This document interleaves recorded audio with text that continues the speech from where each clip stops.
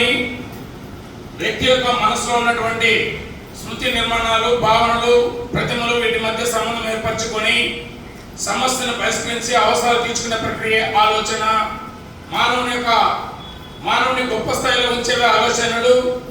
అయితే ఈ ఆలోచనలు రకరకాలుగా ఉంటాయి. మూర్త ఆలోచన ఏదైనా జ్ఞానేంద్రియాలను ఉపయోగిస్తూ ప్రత్యక్ష అనుభూతిని పొందుతూ మనం చేసే ఆలోచనే ఈ మూర్త ఆలోచన. పుష్ప నిర్మాణం, ప్రయోగాలు, నెక్స్ట్ చిన్న వస్తు నిర్మాణం ఇలాంటివి. అదేవిధంగా అమూర్త ఆలోచన నిరాకారమైన విషయాలను, కంటికి కనిపించిన విషయాల గురించి చేసే ఆలోచనే అమూర్త ఆలోచన. ఎందుకంటే ఇది అందరికీ ఆలోచన కాదు కాబట్టి ఇది చాలా క్లిష్టతరమైనటువంటి ఆలోచన. ఇవి యవ్వన దశలో స్టార్ట్ అవుతాయి. దీనికి మరొక